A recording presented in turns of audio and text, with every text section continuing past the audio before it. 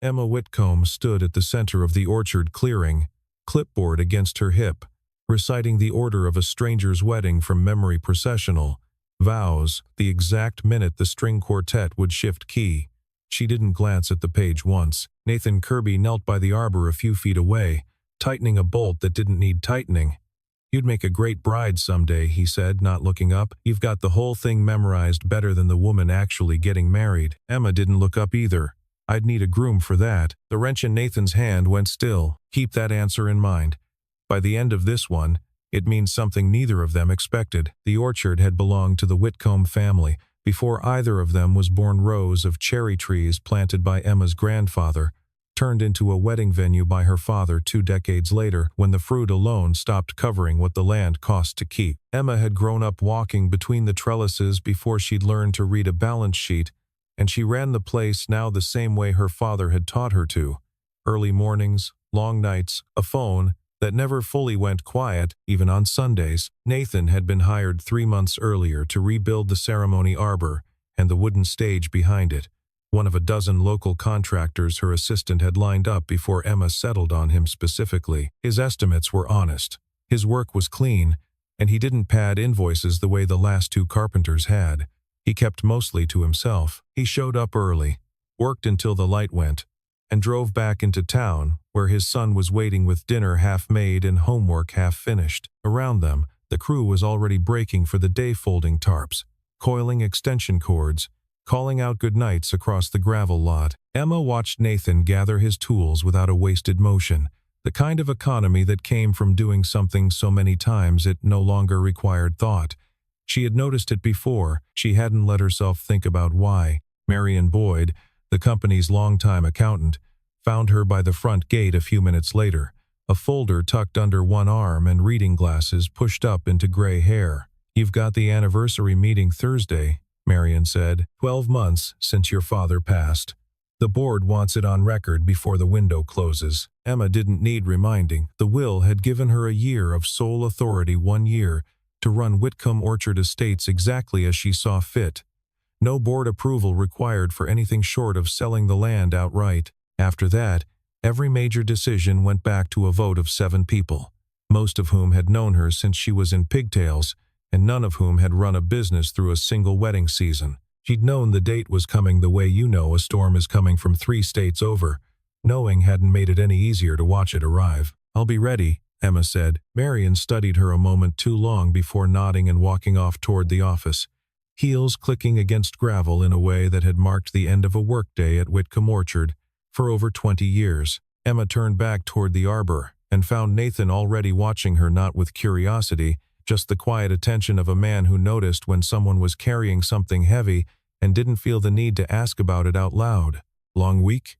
he asked. "Long year," she said, and left it there. The next morning, Sam Kirby showed up with his father for the first time that season, 9 years old and already taller than the toolbox he was carrying. He set it down carefully at the base of the arbor, the way his father had taught him, and looked up at Emma with the unguarded directness only children manage. "Are you the lady who owns all the cherry trees?" "I am," Emma said. "There's a lot of them." "There are. About 6,000, if you count the young ones that haven't fruited yet." Sam considered this number with real seriousness, the way a 9-year-old considers anything that sounds impossibly large, then reached into his pocket and held out a small tangle of ribbon he'd found in the grass, leftover trim from a wedding the week before. "You dropped this. I think that one belongs to a bride," Emma said, crouching down to take it from him.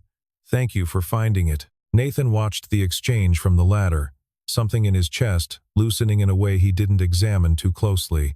Sam wandered off toward the row of half-finished chairs stacked near the equipment shed, already narrating some private game to himself, and Emma straightened up, brushing grass from her knees. "He's got good manners," she said. "His mother's doing mostly," Nathan said.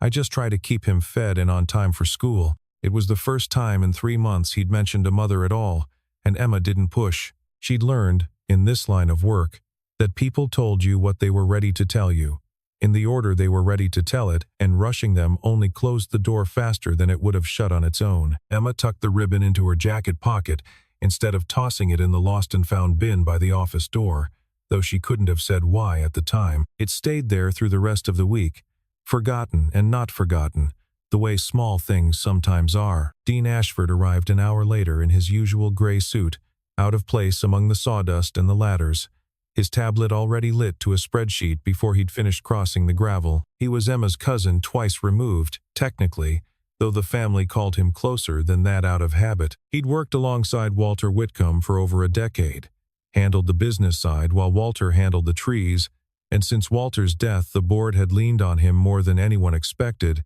Dean included. Maintenance costs on the west section are up 11% from last season, Dean said, not quite a greeting. I'll bring the full numbers to Thursday's meeting. Bring them, Emma said. I'll have mine ready too. Dean's smile didn't reach his eyes. Just want everyone informed before we vote. He left the way he'd come, and Emma watched him go with the particular exhaustion of managing a relative instead of an employee. Nathan hadn't said anything during the exchange, but he'd clocked it, filed it away the same way he filed away a joint that didn't sit quite square, something worth keeping an eye on later. Traverse City settled into autumn around them the way it did every year. The tourists thinning out, the bay turning a colder shade of blue, the roadside stands swapping their summer signs for pumpkins and cider. Emma had lived here her whole life and had never once seriously considered leaving, not even during the 2 years after the wedding that didn't happen, when half the town seemed to know her business better than she knew it herself. Nathan had grown up 2 counties over, and had only landed here because his late wife's mother had a spare house and a willingness to help raise a grandson she adored. Neither of them had planned on staying for the other. Neither of them yet would have admitted that was starting to change. That afternoon, Emma's assistant confirmed an appointment for the following week. Diane Pruitt, a branding consultant Emma had hired back in the spring to refresh the orchard's image before peak wedding season, was finally free to walk the grounds.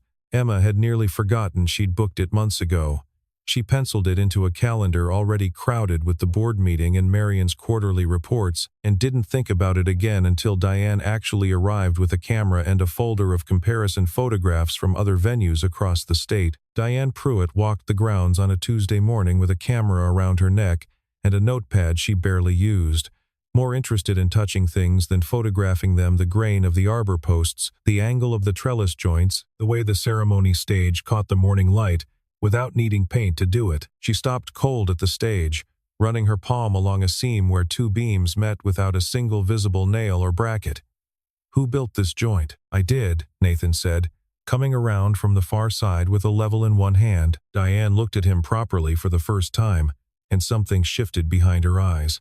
This is an Alden and Rowe cut. I'd know it anywhere. I used a photograph of this exact technique in a branding deck 10 years ago. She stepped back, studying him now instead of the wood. Nathan Kirby, you did the Marchetti wedding in the Hamptons, the one with the floating stage over the koi pond. That ran in 3 separate trade write-ups. Emma, a few feet off reviewing seating charts on a clipboard, looked up slowly. That was a while back, Nathan said. A while back, Diane repeated, half laughing, not unkindly. You basically invented that joint. People in the industry assumed you'd retired rich and just stopped answering emails. Something like that, Nathan said, in a tone that closed the subject as firmly as a door swinging shut. Diane, sensing she'd wandered somewhere she wasn't meant to, excused herself to finish her walk of the grounds, camera swinging at her side. Emma didn't move for a moment. She was doing the math in her head. The man she'd hired for local, dependable carpentry had spent years building ceremony stages for some of the most photographed weddings on the East Coast, had a technique named after him in industry write-ups, and had never once mentioned any of it in 3 months of daily conversation over sawhorses and coffee. You could have said something, she said finally, once the 2 of them were alone by the stage. Nathan picked the level back up, checked a beam that didn't need checking. It wasn't relevant to the arbor. That's not why you didn't say it. He was quiet long enough that she thought he might not answer at all. Then, without looking at her, I left that work 6 years ago. Same month my wife died. The travel 40 weeks a year, sometimes more. It worked fine when there were 2 of us raising Sam. It didn't work alone. He set the level down for good this time. I'm not hiding a career, Emma. I'm just not in it anymore. And I didn't see the point in bringing up a version of my life that isn't mine anymore. Emma looked at him, really looked, in a way she hadn't quite let herself before, and something in her chest recognized something in his. She knew what it was to keep a door shut on a version of your own life you weren't ready to walk back into. She didn't say any of that out loud. She only nodded, once, and let the moment pass without turning it into more than it already was. "The arbor looks good," she said instead. "It should. I had good training." A small, careful smile passed between them, the first one all season that wasn't strictly about work. 3 miles away, in an office with better carpeting than the one Emma used, Dean Ashford closed his door and dialed a number saved under a name that wasn't the real one. "It's Dean," he said when the line picked up. 12 months, right on schedule. "Votes this week." A pause while someone spoke on the other end. "I told you already. Once the sole authority window closes, the board decides, and the board listens to me, they always have." Another pause, longer this time, his jaw tightening. "The commission's still in writing, correct? I want that confirmed in front of me before I stand up and say a word to anyone." He hung up and sat for a moment, looking at nothing in particular. The stillness of a man doing arithmetic he didn't especially want to do out loud, not even to himself. The board's preliminary meeting happened 2 days later, in a conference room that still smelled faintly of the coffee Walter Whitcomb used to insist on brewing himself every morning before anyone else arrived. Dean stood at the head of the table with a slide already projected orchard maintenance costs, climbing steadily upward, a red line crossing a blue one somewhere around the current fiscal year, the kind of chart designed to alarm before anyone had time to ask a follow-up question. "I'm not saying we sell everything," Dean said, in the reasonable voice he used when he wanted to sound like the only adult in the room. "I'm saying the west parcel isn't earning its keep the way the rest of the property is. Lakeshore Crown has made a serious offer, well above assessed value. We'd keep the venue, the house, the core acreage. We'd just be smart about the rest before it drags the whole company down with it." Emma sat across from him, hands folded, letting him finish before she spoke. "The west parcel is half our ceremony backdrop, Dean. You take that away, you take the reason people book us a full year in advance instead of choosing a hotel ballroom." "Sentiment isn't a line item," Dean said. "Neither is panic," Emma said. "We have 3 weeks before my father's window closes. I'd like to use them finding a better answer than selling off the one thing that makes this place worth anything to anyone." One of the younger board members, a cousin on her mother's side who ran a shipping business out of the marina, tapped his pen against the table. "How much has Lakeshore actually offered?" "Enough that it's tempting on paper," Dean said, "which is exactly why we should take it seriously instead of letting sentiment make the call for us." "And how long has this offer been sitting on the table?" Emma asked. "Because from where I'm sitting, it seems awfully specific for something that just landed this month." Dean's jaw tightened, almost imperceptibly. "These things take time to negotiate properly. I wasn't going to bring you a half-formed offer." "No," Emma said. "I don't imagine you were." The room went quiet. The way rooms get quiet when everyone is doing their own private math instead of listening to the person still talking. The vote wasn't today. Today was only the opening argument. But Emma left the meeting with the specific chill of knowing exactly how many days she had left, and exactly how much ground she still needed to cover before Thursday came around. That night, Marion stayed late going over the maintenance figures Dean had presented, cross-checking them against the company's own books out of the same stubborn habit that had kept her at Whitcomb Orchard for over 2 decades. Most of the numbers matched. One line didn't: an outside consulting fee, paid quarterly, routed through a vendor code she didn't recognize from anywhere in the system. She wrote the number down on a sticky note, stuck it to the edge of her monitor, and told herself she'd chase it down when she had a free afternoon. She didn't have one yet, not with the board vote bearing down on all of them. Nathan noticed the lights still burning in Emma's office long after the crew had gone home, and instead of driving straight to his mother-in-law's to collect Sam, he found himself finishing a stage rail that didn't strictly need finishing that night. When he finally packed up his tools, Emma was still at her desk, jacket still on, as if she'd forgotten she was allowed to take it off at some point. "You're going to run yourself into the ground," he said from the doorway. "That's the plan," Emma said, not quite joking. "There's a diner on Union that's still open this late." Or, he glanced toward the equipment shed across the lot.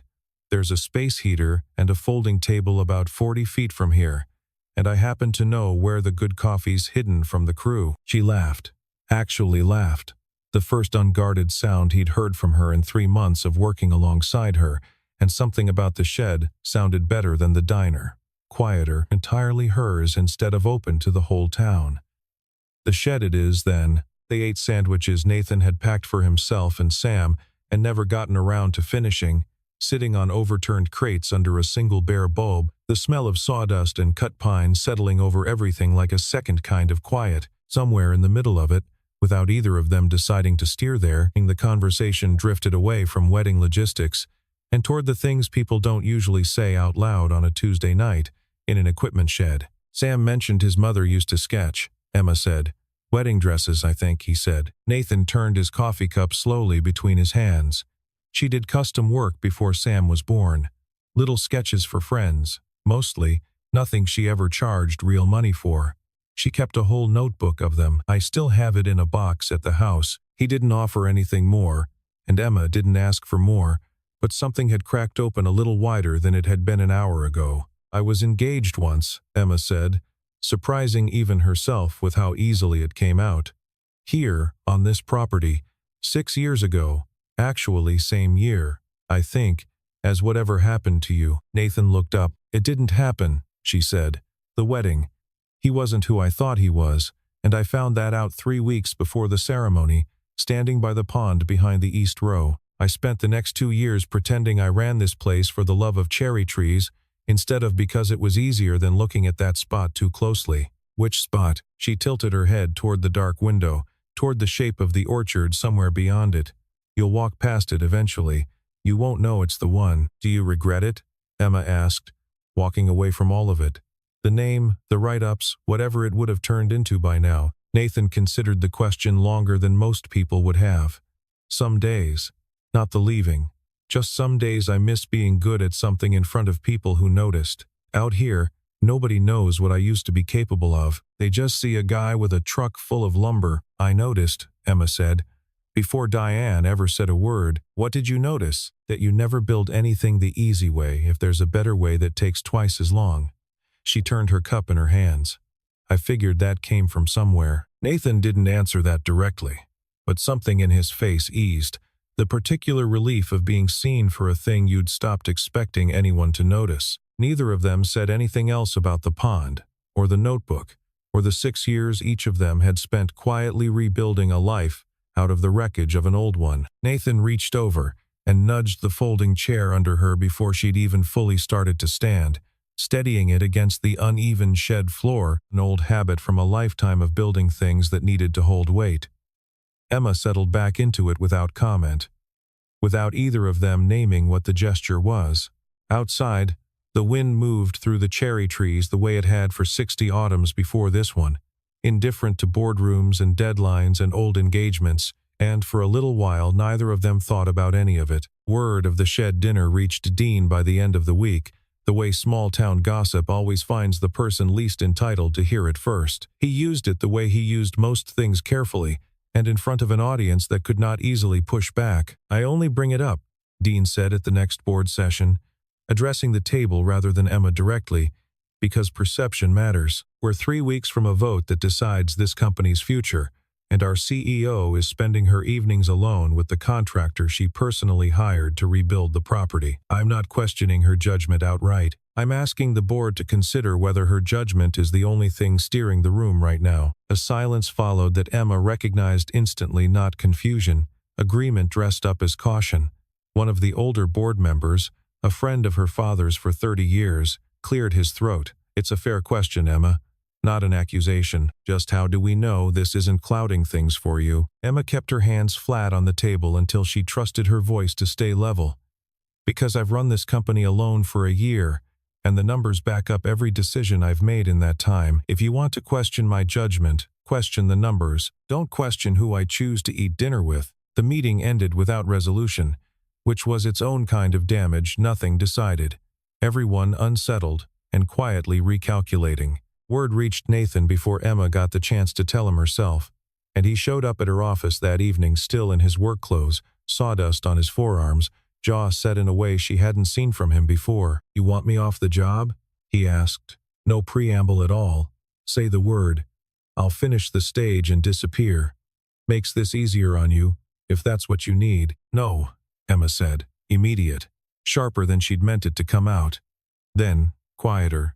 No, I don't want that. That's not the same as wanting me here. I want you here, she said, and for the first time she let him see that she meant it as more than a sentence about carpentry schedules. Whatever this is between us, I'm not going to let Dean Ashford decide it for me. Nathan didn't say anything clever back. He just nodded, once, the way he did when a joint finally sat square after 3 tries, and something between them settled into a place it hadn't occupied before that night. Marion Boyd hadn't stopped thinking about the sticky note on her monitor. That weekend, alone in the office with a space heater humming and a thermos of coffee going cold beside her, she pulled 2 years of vendor records and laid them out across the conference table Dean liked to stand at during his presentations. The outside consulting fee showed up 8 separate times, always the same amount, always routed through a shell entity called North Shore Advisory. She traced the entity's registered agent to a P.O. box in Traverse City, and, after an hour of digging through public filings she probably wasn't technically supposed to be looking at on a Saturday, found the name listed behind it. Dean Ashford. She checked the date on the brokerage filing twice, certain she'd misread it the first time. 14 months back put it 3 months before Walter Whitcomb's diagnosis, 5 before he died. Whatever Dean had been planning, he'd started planning it while Walter was still walking the rows every morning, still brewing that same terrible coffee, still trusting the man across the table from him with the numbers he was too tired to check himself anymore. Marion had worked for this family long enough to have loved Walter Whitcomb, the way you love people you've spent decades quietly protecting. She sat back in her chair for a long time before she finally picked up the phone to call Emma. Marion arrived at Emma's office Monday morning before the first crew truck had even pulled into the lot, a folder held against her chest like something that might come apart if she loosened her grip on it. I need you to see this before anything else happens this week, she said. She laid it out piece by piece, the vendor entity, the registered agent, the payments that traced back not to any real consulting work but to a private brokerage agreement between Dean and Lakeshore Crown Resorts, signed 14 months earlier and before Walter Whitcomb had even passed away.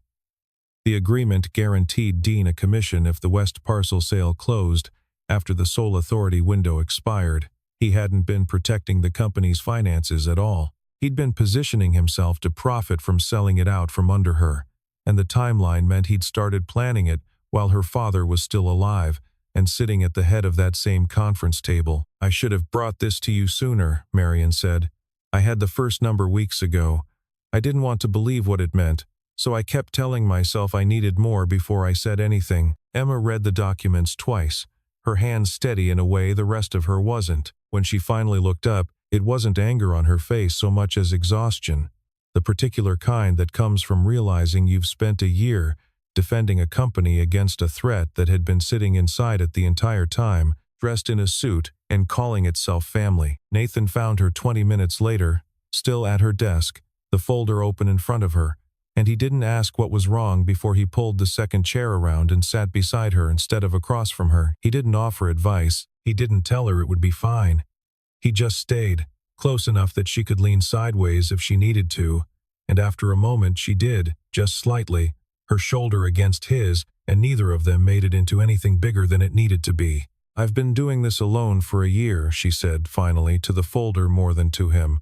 I didn't know how much until right now. You're not doing it alone today, Nathan said, and left his hand resting lightly on the back of her chair, close enough to matter, not close enough to ask for anything. They sat like that for a while, the office emptying out around them, the ordinary sounds of the parking lot filtering in through the window, a truck door, someone laughing, the crew calling it a night the same as always, unaware of everything that had almost happened to the place they worked. Emma finally closed the folder and set it aside, and for the first time in longer than she could easily remember, she let a workday end without immediately starting the next one in her head. The board convened for the final vote on a Thursday, 3 days ahead of the deadline written into Walter Whitcomb's will. Emma stood at the head of the table where Dean usually stood, a stack of documents in front of her instead of a slide deck, and she didn't raise her voice once through the whole presentation. She didn't need to. The numbers did the raising for her, the shell entity, the registered agent, The commission agreement dated months before her father's death, all of it laid out in an order that made the story impossible to misread, no matter how anyone in the room wanted to spin it. Dean tried to turn it, the way she'd expected he would. "This is exactly what I warned you about," he said, gesturing loosely toward the back of the room, where Nathan sat at Emma's request. "She's built her entire defense around a man she's personally involved with. Ask yourselves whose judgment is actually compromised here today. Ask yourselves," Emma said, calm and level, "why a consulting fee to a company he secretly owns started showing up in our books a full year before my father died." The room went very still. She turned to Nathan, and he stood without being asked twice, walking to the front with the same unhurried economy he brought to any job site. He didn't talk about feelings or fairness or family loyalty. He talked numbers return on renovated ceremony space, the premium couples paid for a working orchard over a generic banquet hall, industry data pulled from a decade spent building for exactly this kind of venue up and down the East Coast. He dismantled Dean's maintenance argument the way he'd dismantle a joint that had been cut wrong from the very start, methodically, without malice, until there was nothing left standing behind it for anyone to hide inside. "This is a family company," the older board member said quietly, the same one who'd questioned Emma 2 weeks earlier, addressing Dean directly for the first time all meeting. "Your uncle built half of what's sitting under this roof. I'd like to know how you sat across from him at this table and let him sign anything without telling him what you'd already agreed to behind his back." Dean didn't have an answer for that one. He tried anyway, something about protecting shareholder value, but the words came out thin, and nobody at the table was still listening closely enough to catch them. The vote came 8-1. Dean was suspended pending a formal review, escorted out by the same board member who had questioned Emma's judgment 2 weeks before, the one who now wouldn't quite meet Dean's eyes on his way toward the door. Nathan found Emma alone in the emptied conference room afterward, still holding the folder Marion had brought her.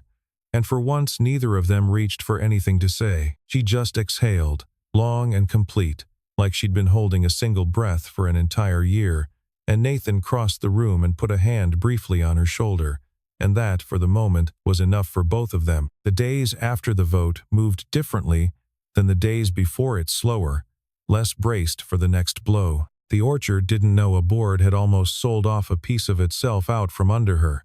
The trees kept turning color at their own unhurried pace, indifferent and steady, and Emma found herself walking the rows more often than the ledgers strictly required, no clipboard in hand, no reason beyond wanting to be there. Sam noticed the shift before his father admitted it out loud. "Does Emma come to our house ever?" he asked one evening, apropos of nothing, while helping stack scrap wood into a bin behind the shop. "No," Nathan said. "Do you want her to?" Nathan looked at his son for a long moment, caught somewhere between the reflex to deflect and the plain fact that the answer was yes. "Maybe," he said, which from him counted as a full confession. Emma showed up at the shed 2 evenings later without a reason on the calendar, no wedding to discuss, no invoice to review, nothing but the drive that had brought her there on its own. She found Nathan sanding a rail he'd already finished twice over. "I don't have a business reason to be here," she said from the doorway. "I noticed," Nathan said, setting the sander down. "I wanted to say thank you. For Thursday. For all of it. Really. You already thanked me, in the parking lot. I wanted to say it again without a folder between us this time." They stood there a moment, close enough that the space between them had stopped being about work and started being about something neither of them had put a name to yet. Nathan didn't reach for her. She didn't reach for him, but neither of them stepped back either, and under the bare bulb, with the smell of cut pine still hanging in the air, that felt like its own kind of answer. Diane Pruitt called the following week with news that landed somewhere between flattering and unsettling. A trade publication wanted to run a feature on Nathan, the quiet return of the man behind the Marchetti stage, 6 years gone from the industry, and, as far as anyone in New York knew, retired for good. Along with the article came something else, an email, forwarded through Diane, from Alden and Rowe Events. They wanted him back, in some capacity. Freelance, high profile, no relocation required if he didn't want it. Just his name attached to their biggest jobs again, the way it had been before. Nathan read the email twice at his kitchen table that night, long after Sam had gone to bed, and didn't answer it right away. He carried the offer with him for the better part of a week, turning it over the way he'd turn over a piece of lumber before deciding what to make of it. It was, on paper, everything his old career had been building toward before he'd walked away from it: recognition, better money, and work that would outlive him in photographs at other people's weddings for years to come. It was also, unmistakably, a door back to a version of his life that had ended the day his wife died, and he wasn't sure yet whether walking through it meant moving forward or just moving backward with better lighting on the whole thing. Emma heard about the offer from Diane before Nathan told her himself, and when he finally did, sitting across from her on the same overturned crates where they'd first said the true things out loud, she didn't ask him to stay. "I won't pretend I don't want you here," she said. "But I'm not going to be the reason you turn down something you're proud of." "That's not why I'd take it," Nathan said. "And it's not why I wouldn't either." Sam settled it without meaning to, the way children sometimes settle the things adults spend weeks circling around. "Are you going to keep building stages here forever?" he asked over dinner one night, not looking up from his plate, the question landing with the weight only a 9-year-old could deliver without noticing it. Nathan didn't answer right away. He thought about New York, about the version of himself that had once flown out on a Thursday and come home on a Sunday, and called that a life. He thought about the notebook of sketches still sitting in a box at the house, and the 6 years he'd spent building a smaller, steadier world for his son instead. 2 days later, he called Alden and Rowe back and turned down the standing offer, agreeing instead to a handful of freelance projects he could take on his own terms, from his own shop, without ever having to leave Traverse City for good. He didn't make an announcement about any of it. He simply kept showing up at the orchard every morning, the way he had for months, and let that be the whole answer. Harvest ended the way it always did, with the last of the cherries stripped from the trees and the crew gathering for the small celebration Walter Whitcomb had started decades earlier, one Emma had never once considered skipping, whatever else was happening in her life. Marion was there, finally allowing herself to relax after weeks of feeling responsible for everything the vote had uncovered. Sam ran between the tables with 2 other kids from the crew, sticky with cider, entirely unbothered by anything that had happened in a boardroom he'd never even seen the inside of. Off at the edge of the clearing, away from the tables and the string lights, Nathan had built something small, an arbor barely large enough for 2 people, unconnected to any client's order, unlisted on any invoice Marion would ever see. Emma found it before anyone told her it was there, drawn by instinct more than direction, and she understood exactly what it was the moment she saw it standing alone in the dark. Nathan was waiting beside it, hands in his pockets, watching her cross the grass toward him. "You'd make a great bride someday," he said, the same words as before, but nothing about his voice was the same as it had been that first afternoon. Emma stopped in front of him, close enough now that neither of them needed to raise their voice over the music drifting from the tables behind them. "Then I suppose," she said, "I've found my groom." Somewhere behind them, Sam was telling Marion an elaborate story about a fish he claimed to have nearly caught that summer, and Marion was laughing in a way she hadn't let herself in weeks. The string lights swayed over the folding tables. The trees stood the way they'd stood for 60 autumns, patient and unhurried, having seen this town grow up around them one season at a time. Nathan reached out and took Emma's hand, the first time either of them had let it be that simple. Neither of them said anything else. They didn't need to. She hadn't been looking for a groom when this had started. She'd been looking for someone who wouldn't walk away the moment the orchard needed rebuilding, and under the arbor he'd built for no one but her, she finally stopped looking.